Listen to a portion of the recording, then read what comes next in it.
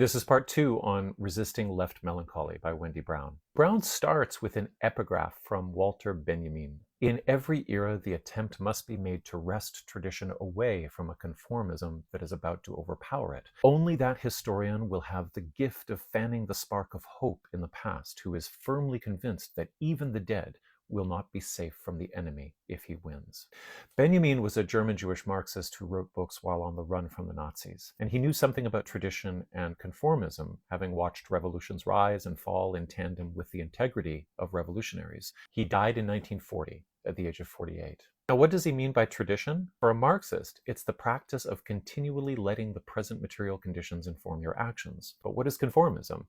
It's the habit of reading the present through the ideas and figures of the past, forgetting that in their time, those figures were not echoing the past at all. Then Brown opens the essay proper by citing the left self-criticism of Stuart Hall, who, quote, has insisted that the crisis of the left is due neither to internal divisions nor to the clever rhetoric or funding schemes of the right. Rather, he has charged, this ascendancy is consequent to the left's own failure to apprehend the character of the age and to develop a political critique and a moral political vision appropriate to this character. Unquote. Hall says that if we're losing, it's not because we're infighting, although that happens. It's not because the right has money, although they do. As he says in The Hard Road to Renewal, Thatcherism and the Crisis of the Left, it's because often we cling to static theories while capital continually reinvents itself like a language. So capital reinvents itself through finance, tech platforms, and service labor.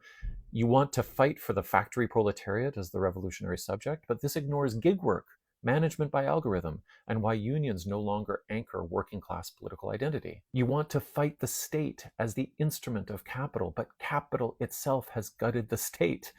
You want to see race, gender, and culture as secondary to class, but that misses that capital reorganized itself through consumer identity branding, through diversity marketing, and cultural commodification. So for Brown, via Benjamin and Hall, Left Melancholy begins with a mismatch between historical tools and present realities. You've shown up to the rave in a zoot suit, and you are still fighting the war of your grandparents, clutching at antique weapons. And so the essay goes on to describe what happens when your conformism in relation to these antiques is stronger than your ability to honor the vitality of the people who used them appropriately in their time.